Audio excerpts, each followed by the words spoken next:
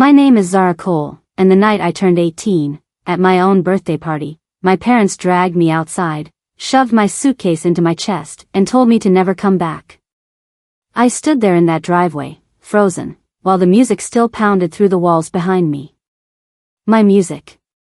My birthday song. People I'd known my whole life were inside, laughing, drinking, pretending they couldn't see me through the window. Pretending they didn't hear my mother's voice slicing through the night air like broken glass. You're an embarrassment to this family. The cold hit my face like a slap. I remember that feeling, the way the air burned my throat when I tried to breathe, tried to understand what was happening. My father wouldn't even look at me. He just turned his back, walked inside, and locked the door. I heard the click. That tiny, final sound that meant I was nothing to them anymore. If you've ever felt abandoned by the people who should love you, the people who were supposed to protect you, like this video, subscribe, and comment what state you're watching from. Your support means more than you know. Because right now, as I tell you this, I need to believe that someone out there understands what it feels like to be thrown away like garbage on the night you're supposed to become an adult. Do you want to know what I did? Do you want to know what crime I committed that was so terrible, so unforgivable, that my own parents couldn't stand to look at me for one more second? Nothing. I did absolutely nothing wrong. There was a misunderstanding, something about a conversation I had with a family friend that they twisted into some scandal. They said I embarrassed them. They said I was disrespectful. They said I brought shame to their name. But what they really meant was that I had become inconvenient. I had become a problem they wanted to erase. And not one person defended me. Not one. My cousins stood there with their paper plates and their red Solo cups, and they watched. My older brother, the one who used to tell me he'd always protect me, he looked down at his shoes. He couldn't even meet my eyes. He just walked back inside like I'd already disappeared. I was left standing there with a backpack they'd barely bothered to pack and $47 in crumpled bills that my aunt shoved into my hand when no one was looking. That was it. 18 years of my life, and all I had to show for it was some wrinkled dollar bills and the clothes on my back. The injustice of it burned in my chest. It still burns. Because they knew what they were doing. They knew exactly what they were doing to me. I walked. I didn't know where I was going, but I walked. The streets were emptying out. Shops were pulling down their metal shutters, and the streetlights flickered like they were too tired to stay on.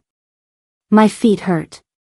I was wearing these stupid party heels, thin, decorative things that weren't made for walking, weren't made for survival. Every step felt like punishment. I had no relatives willing to help. My friends, the ones I thought were my friends, their phones went straight to voicemail or they didn't pick up at all. I had no job. No savings. No plan. Reality hit me like cold water. I was homeless. On my 18th birthday, I became homeless. I found a spot near a closed CVS, in a corner where the wind wasn't so bad, and I sat down on the concrete. It was rough and cold, and it seeped through my dress. I pulled my knees to my chest and I fought tears, fought them hard, because crying felt like admitting defeat. Crying felt like agreeing that I deserved this. But the tears came anyway. They always do when you're that alone. Here's the thing about pain, it makes you notice other people's pain. Every night for months before all this happened, I used to pass an old woman on my way home. She sat on flattened cardboard near a bus stop, so frail she looked like the wind could carry her away. Her hands were always folded in her lap, and she never asked for anything. She just sat there, quiet, like the world had forgotten her. And maybe it had. But I hadn't. Every time I passed her, I gave her something, $1, $5, whatever I had. It wasn't much. I wasn't rich. But I'd made a promise to myself a long time ago, never let someone else feel invisible. Because I knew what that felt like. Even before I was thrown out, I knew what it was like to be looked through, not looked at. I never expected anything in return. I just did it because it felt like the right thing to do, the only thing I had control over in a life where everything else felt so suffocating. That night, The night I had nowhere to go, I walked past her spot out of habit. Even in my own disaster, I reached into my pocket for whatever money I had left. When I bent down to give it to her, her hand shot out and grabbed my wrist. Her grip was strong, shockingly strong for someone so frail. I froze. She looked up at me with these eyes that seemed to cut right through the darkness, and her voice shook when she spoke. "Child, don't sleep on the street tonight. Find a cheap motel. Lock the door. Tomorrow, I'll show you something important." I stared at her. This woman had never said more than "thank you" to me. She'd never looked at me like this, like she knew something terrible, something urgent. "What do you mean?" I asked. But she just released my wrist and turned away, pulling her blanket tighter around her shoulders. I should have ignored her. I should have thought she was just confused, just rambling. But something in her voice, something in the way she looked at me, made my skin prickle with fear. So I listened. I found the cheapest room I could, $35 a night at a rundown motel off the highway with peeling walls, flickering lights, and a door that barely locked. The mattress was stained. The air smelled like mold and old cigarette smoke. But it had a roof. It had walls. And after what that woman said, I was too afraid to sleep outside. I took a job washing dishes at a 24-hour diner. Night shifts. $8 an hour under the table, no questions asked. My hands cracked and bled from the industrial detergent and the scalding water. I ate leftover pancakes and toast. I drank water from the tap in the bathroom. I became invisible in a different way, just another poor girl trying to survive in a country that didn't care. But every morning, before my shift ended, I went back to check on the old woman. I don't know why. Maybe because she was the only person who seemed to see me. The only person who cared whether I lived or died. Then I started noticing him. A man in a dark hoodie, always across the street. Always watching. At first, I thought I was being paranoid. Grief and exhaustion do that to you, they make you see threats everywhere. But then I saw him again. And again. Different locations. Same hoodie. Same eyes. A strange car started driving past my motel, slowly, deliberately, 3 nights in a row. A dark sedan with tinted windows. And then I heard the whispers. The other workers at the diner, they'd huddle together during smoke breaks and talk in low voices. I caught fragments. Someone's looking for a girl. Be careful. She fits the description. My stomach turned to ice. Someone was hunting me. But why? What had I done? It happened at 2 a.m. I woke up choking. Smoke filled my room, thick and black, clawing at my lungs. The air was unbearably hot. I couldn't see. I couldn't breathe. I stumbled to the door, but the handle burned my hand. I screamed, no sound came out, just coughing. My eyes were streaming. My chest was on fire. I don't remember how I got out. I just remember crashing through the window, the glass cutting my arms, the parking lot asphalt rushing up to meet me. I hit the ground barefoot, gasping, inhaling smoke and night air in desperate gulps. Firefighters came. Other motel guests gathered in their pajamas. And one of them, a firefighter with soot on his face, pulled me aside and said the words that confirmed my worst fear. "Your door was tampered with. The fire started from the outside. Someone tried to trap you in there." I felt the world tilt. Someone had tried to kill me. Someone wanted me dead. But why? Why? The next morning, shaking and burned and barely able to stand, I went to see the old woman. She was waiting for me.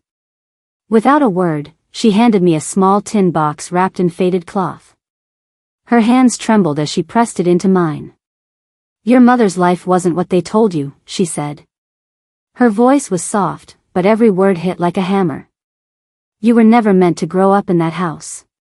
Watch the video alone. Then you'll understand why they fear you." I opened the box. Inside was a flash drive, a tarnished locket, and a folded note. "Who are you?" I whispered. "I knew your mother," she said. "The real one." My hands shook so hard I almost dropped the box. I couldn't process it alone. I couldn't breathe under the weight of it. So I told Maya, my coworker, the one person at the diner who treated me like a human being. She didn't ask questions. She didn't judge. She just took me to her tiny studio apartment and said, "We'll figure this out." Maya became my anchor. My proof that not everyone in this world is cruel. We searched for a public library, somewhere safe, somewhere with computers, somewhere no one would recognize me. Somewhere I could finally see what was on that flash drive. I watched it alone, in a corner corral at the library, with Maya standing guard nearby. The footage was old, grainy, but clear enough. It showed my parents, the people I'd called mom and dad my entire life, sitting at a desk, falsifying documents. Birth certificates. Social security cards. Adoption papers. Identity records. All of it fake. All of it illegal. The locket had a picture inside, a baby. Me. But I was in the arms of a woman I'd never seen before. A woman with kind eyes and my exact smile. The note explained everything. My biological mother had died when I was 6 months old. But before she died, she'd set up a trust fund for me, over $250,000 to be released when I turned 18. The people I'd called my parents? They weren't my parents at all. They were distant relatives who took me in, forged documents, and raised me as their own, not out of love, but to control that money. When I turned 18, the fund was set to be released to me. And they panicked. They kicked me out to make me disappear. And when I didn't disappear, when I survived, they tried to kill me. The rage I felt in that moment could have burned the whole library down. Maya helped me take the evidence to a legal aid office. Lawyers examined the documents. They contacted the police. Detectives opened an investigation. Identity fraud. Embezzlement. Attempted murder. The man in the hoodie? They found him. He confessed. Said my so-called parents hired him to take care of the problem. That problem was me. The truth came out piece by piece, and every piece felt like vindication and grief all at once. I was right. I wasn't crazy. I wasn't the problem. They were. They called me my fake father. His voice was smooth, calm, like he was asking me to come home for Thanksgiving dinner. "Zara, let's talk. Bring the locket and the flash drive. We can work this out." I wanted to scream. I wanted to reach through the phone and make him feel every ounce of fear he'd put me through. But I didn't. I called the police instead. They set up a sting operation. The hired man came to collect the items at a predetermined meeting spot, and the police caught him on camera, confessing everything. He gave them names. Bank records. Proof. It was over. I sat in that courtroom and watched them squirm. My fake parents, these people who'd raised me, fed me lies, and tried to erase me, they sat in handcuffs, their faces pale, their lawyers whispering frantically. The truth came out in open court. My real mother. The trust fund. The forged social security number. The arson. All of it. I was granted the money that was always meant to be mine. The old woman, the one who saved my life, was given housing assistance and medical care, paid for by victim restitution funds and by me. Justice, they call it. But it doesn't erase the pain. I rented a small apartment in a safer neighborhood. Nothing fancy. Just mine. I paid for Maya's community college tuition. She'd stood by me when no one else did. She deserved a future.